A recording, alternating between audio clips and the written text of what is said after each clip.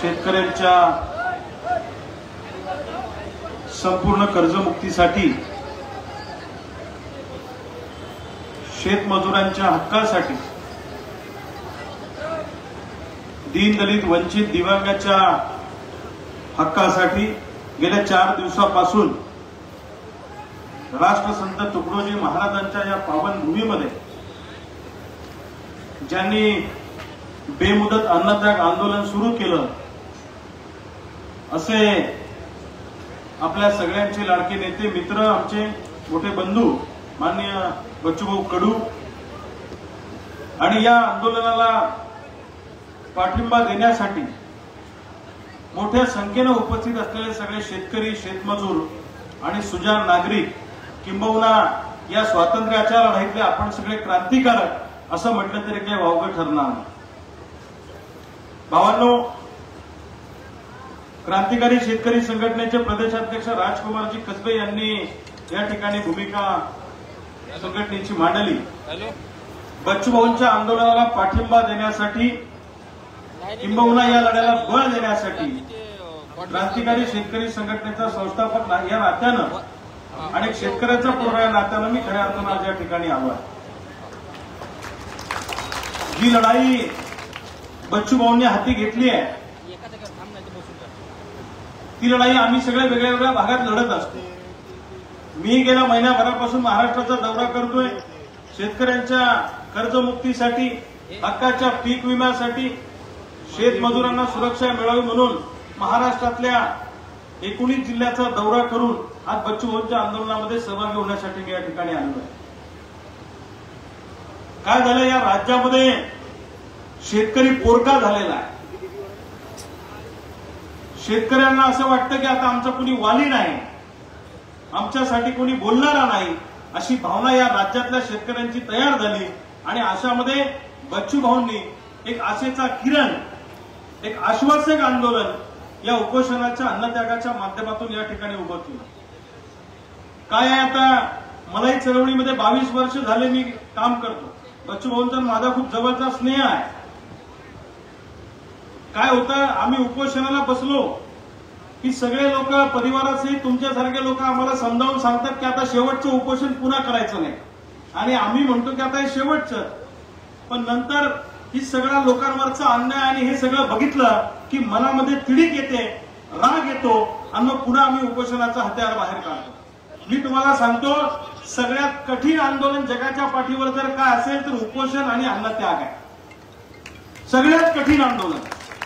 2-4 जणाला नेऊन मारलं, ठोकलं, कपडे काढले, वरतून खाली फेकलं तर चालतंय, पण हे आंदोलन म्हणजे सगळ्यात कठीण आंदोलन आहे. त्यामुळे बच्चूभाऊंनी हा आंदोलनाचा अत्यंत कठीण मार्ग या ठिकाणी पत्करला आहे. मी त्यांना सल्ला देण्याइतका अजिबात मोठा माणूस नाही, कारण मी पण असं सातत्यानं करत असतो.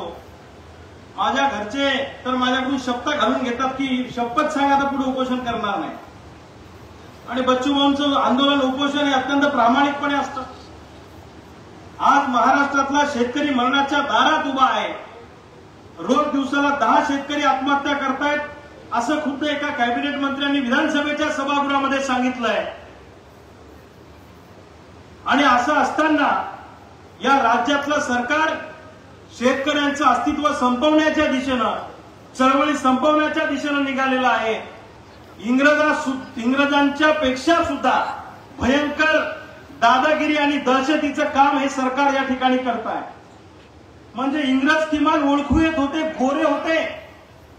ही अवलाद आपल्या शेजारचीच आहे, आपल्यासारखीच दिसती. आपलाच भाऊ आहे, आपलाच साडभाऊ आहे, आपलाच भाडखाऊ तिथे जाऊन बसलाय. त्यामुळे समजत नाही हे आपलं आहे का बाहेरचं आहे. ते आपल्यात आलं की आपल्यासारखं बोलतंय, तिकडे गेलं की तिकडच्या सारखं बोलतंय. त्यामुळे शत्रू नेमका आपल्याला कळत नाही. इंग्रज कसे होते, गोरे होते, त्यामुळे पटकन ओळखू येत होते. पण म्हणजे आपले जुने म्हातारे म्हणायचे, अजून सांगताय म्हातारं माझं आणि बरं होतं बेटा ते इंग्रजी राज. म्हणजे इंग्रज पुरले पण ही अवलाद पुरली नाही. आज या देशाचा अन्नदाता बळीराजा जर आत्महत्या करतोय, गळफास घेतोय, तरी हे सरकार काही करायला तयार नाही. रोम हा देश ज्यावेळी जळत होता त्यावेळी रोमचा राजा बिगुल वाजवत बसला होता, तशी आज या महाराष्ट्रातल्या सरकारची अवस्था आहे. महाराष्ट्रातला शेतकरी जळतो आहे, मरतो आहे, आणि सरकार मात्र मुंबईची महानगरपालिका कशी हातील, जिल्हा परिषद पंचायत समित्या कशा आम्हाला जिंकता येतील, आणि पैशाच्या जोरावर सरकार आम्हाला कसं बनवता येईल, आणि सत्तेतून पैसा आणि पैशातून सत्ता कशी मिळवता येईल, या दृष्टीने या सरकारचे प्रयत्न सुरू आहेत. शेतकऱ्यांची अवस्था तर एवढी वाईट आहे की आपल्या पोरांचे लग्न सुद्धा व्हायला तयार नाही. मी तर कधी कधी म्हणतो, बच्चू भाऊ, तुम्ही अनेक वेळा भाषणातून म्हणता की हे शेतकरी एका ठिकाणी येत नाही, कशालाच आपण यांच्या नादाला लागलो. माझी बायको तुम्हाला नेहमी म्हणते की तू अंगणवाडीच्या बायकांची संघटना कर, पण यांच्या नादी लागू नको. अंगणवाडीच्या बायकांचा मोर्चा काढला की त्या मोर्चात बी येतात आणि 100 रुपये बी आणून देतात. तुम्ही 100 रुपये तर सोडा, पण तुम्हाला आणायचं असलं तर काय काय कृत्य आम्हाला करावं लागतं. मला कधी कधी वाटतं, बच्चू भाऊ, या बिना लग्नवाल्यांच्या पोरांची संघटना केली तरी ती मजबूत होऊ शकते आपल्यासाठी. हे गावलेलं पोरं आपल्या खेड्यापाड्यातले 40-40ची झाले नाही. एकमेकांकडे पाहू नका. आमची तीच अवस्था होती, पण आम्ही आमचा मेळ बसून घेतला. बच्चू भाऊचं मला माहित नाही, पण माझं तसं होतं, केसेस खूप झाल्या तर मी बायकोच वकील करून घेतली. म्हणजे फिरायचं काम नाही, टेन्शन नाही. आता 100च्या पुढे तर झाल्याच केसेस, अजून 50-100 बी झाल्या तरी काही अडचण नाही. आणि तसं आपल्याला कोण पोरगी देते मला सांग. फार अवघड अवस्था आपली खेड्यापाड्यातल्या लोकांची आहे. 1972 साली 1 क्विंटल कापूस आणि 1 तोळा सोनं बरोबरीत होतं. आज सोन्याचा भाव किती आहे? तोळ्याचा 1,98,000. 1 लाख. जीएसटी पकडून तुम्हाला कोणाला सोन्याचा भाव परफेक्ट सांगता येणार नाही, कारण तुमचा सोन्याचा दूरदूरपर्यंत संबंधच नाही. लक्षात घ्या. तुमचं नाही, तुम्हाला फक्त मोडायचा भाव माहित आहे, तुम्हाला घ्यायचा भाव माहित नाही. आमच्या मायच्या गळ्यात तुम्ही मंगळसूत्र सोडून सगळं कार्यक्रम लावून टाकेले, आणि मंगळसूत्रही आता ओरिजिनल विकलं, डुप्लिकेट घातलंय गळ्यात, कारण ते ठेवायला लागतंय नवऱ्याचं लायसन्स म्हणून. ही अवस्था काही तुम्ही स्वतःहून केलेली नाही. 1972 साली जर 1 क्विंटल कापूस आणि 1 तोळा सोनं बरोबरीत होतं, तर आज सोन्याच्या तोळ्याचा भाव जर 1 लाख रुपये तोळा असेल, तर कापसाचा भाव सुद्धा 1 लाख रुपये पाहिजे होता. बरोबर आहे का? आणि मायच्या जर 1 लाख रुपये कापसाला भाव असता, तुम्ही कशा मराठीत आले असते? हे बच्चू भाऊ, आम्ही जर आंदोलन करा तुमच्या गावात आला असतो, तर तुम्ही 5व्या मजल्यावर आम्हाला सांगितलं असतं, आगे जाओ, आज सोने का मूड आहे. तुमचा मी वेळ पांगेल आहे, तुमचा मेळ दुरुस्त करायसाठी आम्ही मरमर करतो, तर तुम्ही दुरूनच लाईन देता आम्हाला. असं झालंय की बच्चू भाऊ एखाद्या प्रस्थापित राजकीय पक्षात राहिले असते तर आयुष्यभर मंत्री राहू शकले असते. बरोबर आहे का? मोठ्या पक्षात राहिले असते. मी बी एखाद्या पक्षात असतो तर आमदार मंत्री कुठेतरी झालं होतं असतो. पण काय झालंय, आम्हाला लागलाय तुमचा नाद. आम्ही तुमच्या नांदी येईन, तुम्ही दुसऱ्याच्या नांदी येईन. मला सांगा, बच्चू भाऊला उपोषण करायची वेळ आली, याला जेवढं सरकार जबाबदार आहे तेवढे आपण सुद्धा जबाबदार आहे. लक्षात ठेवा. आपण कुठे शेतकरी म्हणून एकत्र येतो. जर समजा आम्ही म्हटलं की मुंबईला या सगळे जण येतात का, 5 लाख शेतकरी मुंबईला, आमचं कसं आहे, धैर्य हरी पलंगावर. मी तर म्हणतो, मायची शपथ, तुमच्या सोयाबीनला 2,000 रुपये भाव भेटा, तरी मी तुम्ही काय म्हणसाल, ठेविले अनंत तैसेची राहावे, कुणी बी यावे ठोकून जावे, आमचं काही म्हणणं नाही. तुमचं चालू द्या. एक गोष्ट लक्षात ठेवा, छत्रपती शिवाजी राजांनी एक मर्दाची व्याख्या केलेली आहे. वटावर मिशी ठेवली, 2-4 लेकरं पैदा केले म्हणजे माणूस मर्द होत नाही. मग कुत्रीले बरोबर पिल्ले होते. मर्द म्हणजे कोण? छत्रपतींनी मर्दाची व्याख्या सांगितली. मर्द म्हणजे असा माणूस की ज्याच्यावर अन्याय होतो त्याला संरक्षण देतो आणि अन्याय करणाऱ्याच्या मुस्कड्यात लावतो, तो खरा मर्द असतो. ही छत्रपतींची व्याख्या आहे. मला तुम्हाला एक प्रश्न विचारायचा आहे. छत्रपती शिवाजी राजांच्या काळात जर तुम्ही जन्माला आले असते तर तुम्ही छत्रपती शिवाजी महाराजांबरोबर असते का औरंगजेबाबरोबर असते? कुणाबरोबर असते? बोला बोला. छत्रपती शिवाजी महाराजांबरोबर असते.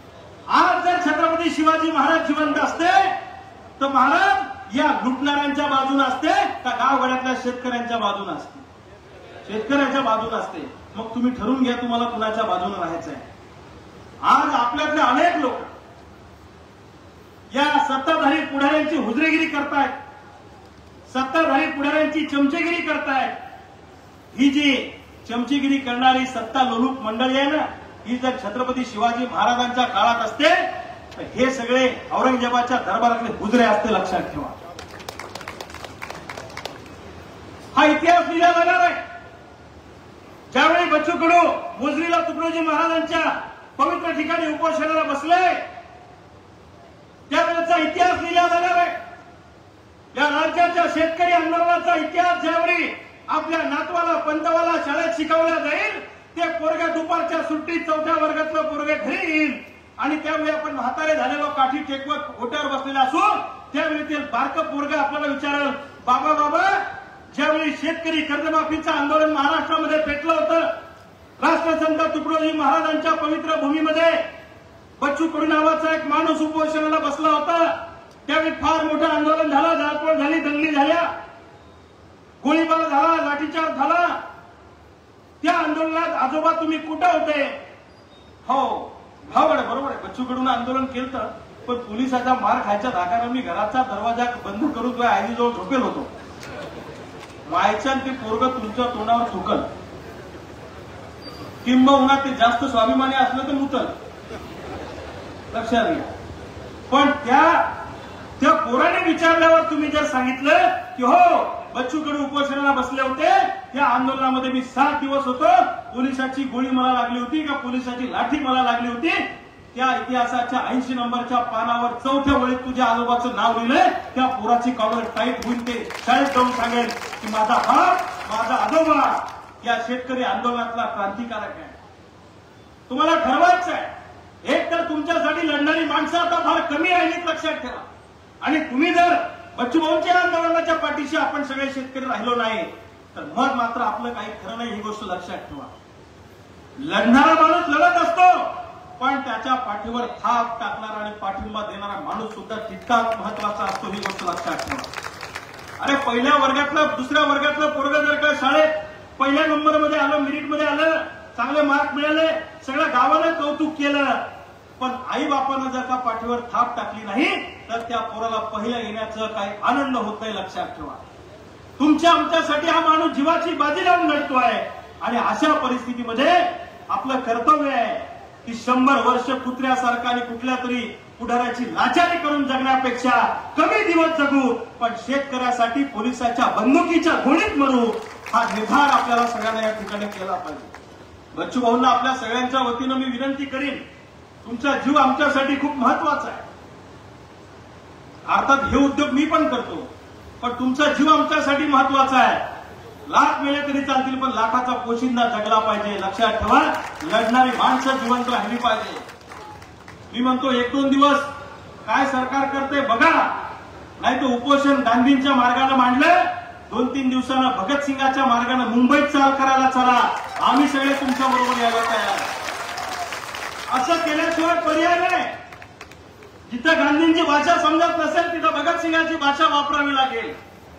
नाक दाबल्याशिवाय ह्या औलादी तोंड उघडणार नाही. लक्षात ठेवा.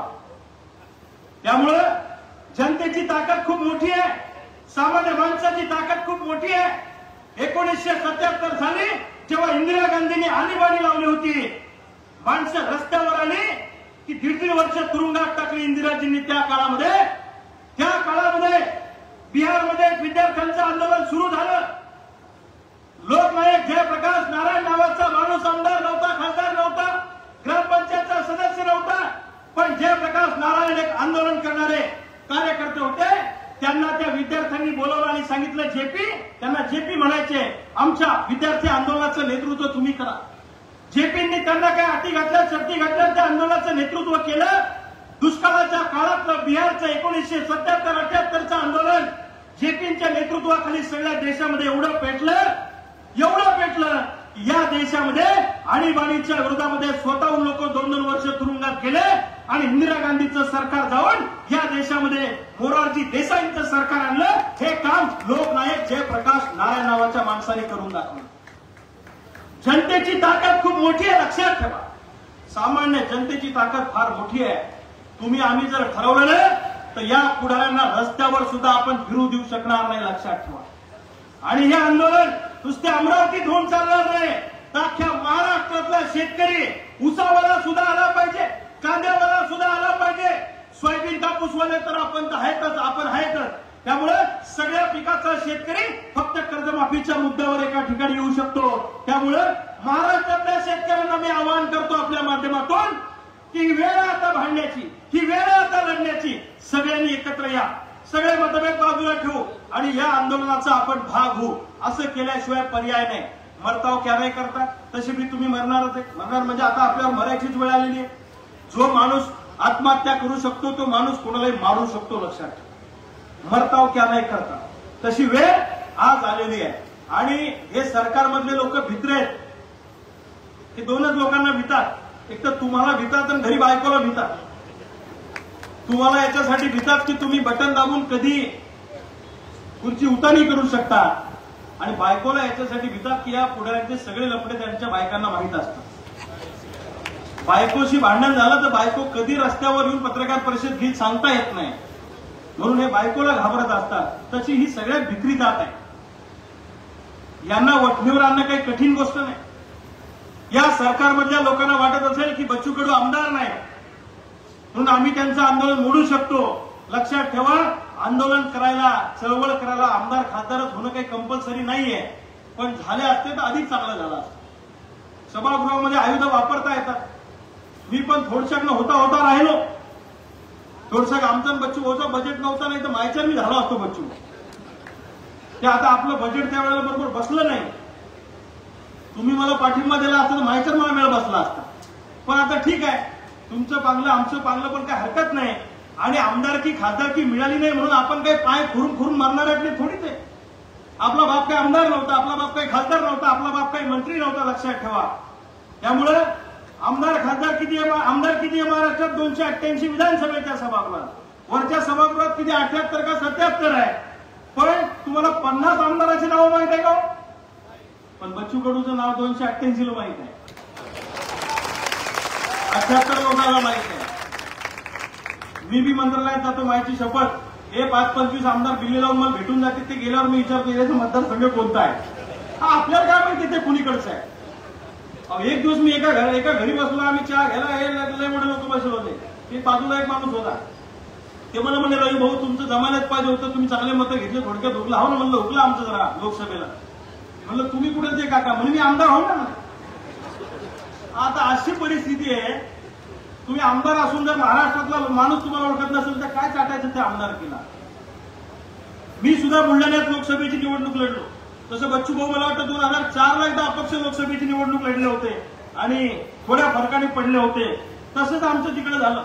सुदाम काका देशमुखांना आदर्श डोळ्यासमोर ठेवून तुमचाच घेरून तुमचाच चुना आणि सुदाम काकाला निवडून आला. असं काम आम्ही बुलढाण्याला लोकसभेला लढलो. लोकांनी मला 2.5 लाख मतं दिली आणि 4 मतदारसंघात मला लीड दिला आणि 2च मतदारसंघात मला कार्यक्रम झाला. पैसे नव्हते ना. समोरच्या उमेदवाराचा खर्च 100 कोटीच्या पुढे, आपला तर पुरा बी खर्च आम्ही 2-1 कोटी बी आपला मिळत नव्हता. त्यामुळं पण ठीक आहे. पण तुम्हाला हे गोष्ट सांगतो, आपल्यासाठी लढणारी माणसं पण तिथं पाहिजे. आणि राष्ट्रसंत तुकडोजी महाराज गाडगे बाबांचा विचार खऱ्या अर्थानं चळवळीच्या माध्यमातून जिवंत ठेवण्याचं काम बच्चू भाऊंनी केलेलं आहे. त्यामुळे मला त्यांचं मनापासून कौतुक वाटतं प्रत्येक वेळी. बच्चू भाऊंनी काय केलं, प्रस्थापितांच्या विरोधात सामान्य घरातला फाटका पोरगा सुद्धा कुणालाही टक्कर देऊ शकतो, हा संदेश तुमच्या चळवळीच्या आणि राजकारणाच्या माध्यमातून तुम्ही दिला. बुलढाण्यामध्ये मी लढलो, माझा पराभव जरी झाला असला तरी मला आनंद काय आहे, 100 कोटी खर्च करणाऱ्या आणि 7-7 वेळेस आमदार असणाऱ्या, 4-4 वेळेस खासदार असणाऱ्या माणसाला मी गल्ली बोळात फिरवलं आणि 2.5 लाख शेतकऱ्यांची एकी करून दाखवली. याच्यात मला आनंद आहे. मला याच्यात आनंद आहे. मला काय हारलं जिंकलं आपलं काय जाते. मला एकदा लाल दिवा मिळाला होता, बच्चू भाऊला मिळाला होता. मी लाल दिव्याचा राजीनामा देऊन एसटीने गावाकडे आलो, त्यांना माहित आहे सगळं. त्यामुळे आमचा जीव तिथं करमत नाही. काय आहे, सीता म्हणजे कोण? नांगरता नांगरता सापडलेली भूमिकन्या.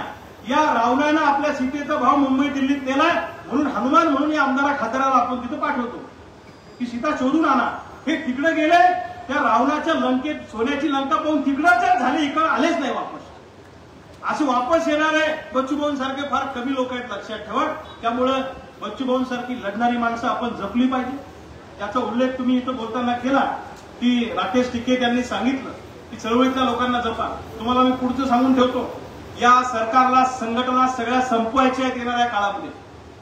यांना शहरी नक्षलवादाच्या नावाखाली एकही संघटना महाराष्ट्रात जिवंत ठेवायची नाहीये. आंदोलन करणारा एकही माणूस जिवंत असता कामा नये. आता फक्त ते आंदोलन करणाऱ्यांना चळवळीवाल्यांना विकत घेऊ शकले नाही, लक्षात ठेवा. बाकी सगळे त्यांना विकत मिळतात. त्यामुळे चळवळी संपता कामा नये, संघटना संपता कामा नये. ही जबाबदारी तुमची आमची लक्षात ठेवा. त्याच्यासाठी वेळ प्रसंगी शहीद व्हायची वेळ आली तरी चालेल, पण हा लढा थांबता कामा नये. अशा पद्धतीने आपल्याला सगळ्यांना पुढे जावं लागणार आहे. आणि स्वातंत्र्य काय फुकट मिळत असतं का? स्वातंत्र्य म्हणजे काय बाजाराचा भाजीपाला आहे का की गेले आणि स्वातंत्र्य मिळालं? लक्षात ठेवा. आता काही लोक म्हणतील, तुम्ही इथं जे लोक भेटायला येताना तुम्ही घरी गेले की तुम्हाला लोक विचारतील, कारण तू तर गेलता ना बच्चूकडे जो उपोषणाला, मग झाली का कर्जमाफी? हा गोधडी काही लोक आम्हाला विचारते, मग ते बच्चूकडे उपोषणाला बसले तर मग जसं जमन का कर्जमाफीचं? मी म्हणलं तू झोप गोधडीत, मग बरोबर जमन. देरहारी पलंगावर होणार नाही, प्रत्येकाला रस्त्यावर यावं लागेल. बच्चू कडू भाऊ काय साऊथची हिरो आहे का? एक फाइट में 10 लोगों को गिरा दिया. त्यांच्या हातात काय जादूची काठी आहे का? तुमची आमची ताकद त्यांच्याबरोबर उभी राहिली. आंदोलनाबरोबर जर का आपण उभे राहिलो तर निश्चितपणे 100% या सरकारमधल्या मंत्र्यांना आपण जिंकू शकतो. बरं, आता मला सोपं थोडं याच्यासाठी वाटतंय की जिल्हा परिषद पंचायत समितीच्या निवडणुका डोळ्यासमोर आहेत, बरोबर की नाही? मला वाटतं बच्चू एक अभियानच हाती घेतलं पाहिजे. जो कर्जमुक्ती की बात करेगा वही झेडपी में राज करेगा, नाही तर या चोट्याला गावात बी उधू नका. माहिती शपथ गावागावात शपथ घेतल्या पाहिजे आपण की जो कर्जमुक्ती करणार नाही, सरकारमधले लोक करणार नाही, तर झेडपीला तुम्हाला मतदान नाही, पंचायत समितीला नाही, महानगरपालिका नाही. जमन का? जमन का? हो, मुठभर चिवडा, घोडभर दारू, वाटीभर रसायन, 5 वर्ष बोंबलत बसा. मग बसवा बच्चू भाऊ उपोषणाला आणि तुमचा चांगला कार्यक्रम. अरे चोट्टे ज्याचे चेहरे माहित नव्हते, ज्याने कधी मोर्चा काढला नाही, ते आमदार झाले रजा व्हायच्या. हो ना, खासदार का असे झाले त्याचा थोबा जिंदगीत पाहिजे नाही. पण कुणी दिल्लीहून येतो इकडे खासदार होतोय, कुणी मुंबईहून येतो इकडे आमदार होतोय. आणि आम्ही काय घंटे हलत बसायचे का? अरे आमचे बी शेतकऱ्याचे पोरं गेले पाहिजे ना सभागृहामध्ये. तुम्ही बी आता तुम्हाला वाईट नका वाटू देऊ, तुम्हाला बी बारक्या गडी चालत नाही आमच्यासारखा, तुम्हाला बी मोठाच लागतोय गबऱ्या मालवाला. काय पाहिजे गबरे? आम्ही काय कमी आहे का? अरे आम्ही तुमच्या सगळ्या बाबतीत मरायला तयार राजाव, पण आपले बी लोक असे. तुम्हाला सांगतो, महाराष्ट्रात शेतकऱ्यांची संख्या किती हो? 25% बी शेतकरी एकत्रित आले तर तुम्हाला उपोषणाला बसायची वेळ येत नाही. बरोबर आहे का चूक आहे? नुसतंच बरोबर आहे म्हणू नका, हे आपल्याला करावंच लागणार आहे. आणि पैशात मतं विकत घेण्याचा जो कार्यक्रम चालू आहे, याच्यामुळे या लोकांची हिंमत वाढली आहे. फार कठीण परिस्थिती आहे. याच्यासाठी चळवळ आणि आंदोलन टिकलं पाहिजे, एवढं डोक्यात ठेवा. नाही तर काही लोक निगेटिव्ह असतात. आंदोलन करून कुठे जमते का? आणि मोर्चे काढून कुठे होत असते का? उपोषण करून कुठे होत असते का? मग काय करून होत असते? हे करावंच लागणार. स्वातंत्र्य सुद्धा आंदोलनातून मिळालेलं आहे. या देशाला इंग्रजांना जायला 150 वर्ष लागले. शेतकऱ्यांचा लढा हा काही काल परवा 10-20 वर्षात तयार झालेला लढा नाहीये. महात्मा फुल्यांनी सुद्धा शोषणाच्या विरोधात लढाई केली. स्वर्गीय शरद जोशी साहेबांनी सुद्धा आयुष्य उद्ध्वस्त केलं शेतकऱ्यांसाठी. पण शरद जोशींनी काय केलं लोक असं म्हणतात, मी सांगेन. शरद जोशींनी गाववाड्यातल्या शेतकऱ्याला पुढाऱ्यांच्या डोळ्यात डोळे टाकायला शिकवलं, त्यांना जाग विचारायला शिकवलं, लढायला शिकवलं. हे काम चळवळीला केलेलं आहे, लक्षात ठेवा. बच्चू भाऊ सारखे आमच्यासारखी लोक या लोकांना का चालत नाही तुम्हाला माहित आहे का? आम्ही तुम्हाला तुमची लिडरशिप पुढे आणतो. आता प्रत्येक गावात एक सत्ताधारी पक्षाचा गट आहे, एक विरोधी पक्षाचा गट आहे. त्यात आमचा 3रा गट आम्ही उभा केला. त्याच्यामुळे आम्ही चालत नाही. फाटक्या घरातली 2 एकरावाली मजुरी करणारी पोरं जर गावात नेते होत असतील तर कोणत्याही प्रस्थापित पुढाऱ्याला चालणार नाही, म्हणून हे लोक आमचा काट करतात. तर आमचं काय धुरण भांडण आहे का? आता मलवी लोकसभेला पाडायला, जसं तुम्हाला पाडायला सगळे एक आले तसे मलवी लोकसभेला पाडायला सत्ताधारी तर आलेच आले, पण विरोधी बी आले. त्या विरोधी पक्षाला असं वाटतंय एकदा हा झाला तर 25 वर्ष हा उरावरून उठणार नाही. म्हणजे सत्ताधारी पक्षापेक्षा जास्त भीती आमच्या लोकांची विरोधी पक्षाला बी वाटते. लय कठीण परिस्थिती आहे. त्यामुळं आपली लढाई आपल्याला करावी लागणार नाही. कोणी दिल्लीहून येणार नाही, कोणी मुंबईहून येणार नाही, कोणी सेलिब्रिटी येणार नाही. आपले सेलिब्रिटी हेच आहेत, आपणच आपले सेलिब्रिटी आहे. आणि हे आंदोलन आपल्याला अतिशय ताकदीनं नेटानं पुढे न्यावं लागेल. आंदोलन उभं करणं हे काही साधं सोपं काम नाही, लक्षात ठेवा. याला प्रचंड कष्ट करावे लागतात. आणि शेतकऱ्याचं आंदोलन हे काही जाती धर्माचं आंदोलन नाहीये. जातीसाठी तर एका मिनिटात लोक रस्त्यावर येतात. हिंदू खतरे में है, लोग काटते आमचे पोरत तलवारी. दिल्ली से कोई तो भी बोलता है कि मुसलमान खतरे में है, बम्बई से कोई तो भी बोलता है हिंदू खतरे में है. निकालो तलवारें, चलो हिंदू खतरे में, मुसलमान खतरे में. कधी आले खतरे में? आम्ही त्याच्या घरी शिरखुर्मा खायला जातो, दिवाळीचा फराळ करायला ते आमच्या घरी येतात. आम्ही त्याच्या कामाला जातो, ते आमच्या कामाला येतात. निवडणूक आली की हिंदू खतरे में येतोय, मुसलमान खतरे में येतोय. आणि शेतकरी खतरे में आला तर कोणी विचारायला तयार नाही. ही शरद जोशी म्हणायचे की ज्या ज्या वेळी शेतकऱ्यांचं आंदोलन उभं राहतं त्या त्यावेळी जातीयवादी गिधाडं फिरट्या घालून येऊ द्या त्यांना, ते हिंगोलीहून आले पाठिंबा द्यायला. ज्या ज्या वेळी शेतकऱ्यांचं आंदोलन उभं राहतं त्या त्यावेळी जातीयवादी गिधाडं फिरट्या घालून ही आंदोलनं संपवायचा प्रयत्न करत असतात, लक्षात ठेवा. त्यामुळं या जातीवादी गिधाडांना या आंदोलनापासून दूर ठेवून शेतकऱ्याचा कट्टरवाद घराघरामध्ये तयार झाला पाहिजे. आणि शेतकऱ्यांच्या पोरांनी भगतसिंगाचा आणि क्रांतीसिंह नाना पाटलाचा अवतार घेऊन या स्वातंत्र्याच्या लढाईमध्ये उतरलं पाहिजे, अशी विनंती करायला खऱ्या अर्थानं मी आज या ठिकाणी आलेलो आहे. आतून पेटलो पण हळुवार बोलतो मी, आतून पेटलो पण हळुवार बोलतो मी, काही विशेष नाही व्यवहार बोलतो मी. बेमान जाळलेला एक एक राग ठेचू, येत्या नव्या युगाचा निर्धार बोलतो मी, येत्या नव्या युगाचा निर्धार बोलतो मी. भावांनो, हा निर्धार, हा निर्धार पक्का करूया, हे आंदोलन मोठं करूया. आणि या सरकारच्या मानगुटीवर बसून कर्जमुक्ती मिळवल्या, कर्जमाफी नाही, कर्जमुक्ती. माफी मागायला आपण चूक केलेली नाही. आमच्या विजूभाऊला माहित आहे, जेव्हा पिकलं तेव्हा लुटलं, आता देणं घेणं फिटलं. सरकारनं काय केलं? आपल्याच खिशावर दरोडा घातलाय. म्हणजे आमच्या खिशावर दरोडा घातला आणि ताई त्याच्यातले 1,500 तुम्हाला दिले लाडक्या बहिणीला. आमच्या खामगावच्या बाजारात आमच्या बुलढाण्याचा एक माणूस सोयाबीन विकायला आला. 50,000 रुपयाची त्या म्हाताऱ्या माणसानं सोयाबीन विकली आणि बस स्टँडवर त्याचा खिसा हरला. तो माणूस रडत बसला. सगळी गर्दी जमा झाली. कस काय झालं, कुणीकडे चोर गेला, चोर इकडे गेला, चोर तिकडे गेला. एवढ्या गर्दीत एक सज्जन माणूस पुढे आला आणि त्या माणसानं 500 रुपये काढून त्या शेतकऱ्याला दिले आणि सांगितलं, हे भाड्याला ठेव, जेवायला ठेव आणि माझा मोबाईल नंबर घ्या काका, आणि काही अडचण असली तर मला फोन करा. म्हाताऱ्या माणसाला बरं वाटलं. त्याला वाटलं जेवायची सोय झाली, भाड्याची सोय झाली. घरी गेला, म्हाताऱ्याला सांगितलं आपल्या दोघांची मेहनत पूर्ण वाया गेली. वर्षभर आपण दोघांनी शेतात केलेली मेहनत वाया गेली. चोरानं 50,000 रुपये खिशातले चोरून नेले खामगावच्या बस स्टँडवर. पण एक देव माणूस मला भेटला, त्या माणसानं मला खिशातले 500 रुपये काढून दिले. माझं जेवण झालं आणि मी घरापर्यंत येऊ शकलो नाही तर मला पायी यावं लागलं असतं. त्या माणसाला आपल्या घरी आपल्याला जेवायला बोलवायचं आहे असं त्या म्हातारीला सांगितलं. आणि 4 दिवसानं त्या म्हाताऱ्याला कळलं, ज्यानं भाड्याला 500 रुपये दिले होते त्यानंच 50,000 खिस्सा आणला होता. आलं का तुमच्या ध्यानात? लागली का लाई?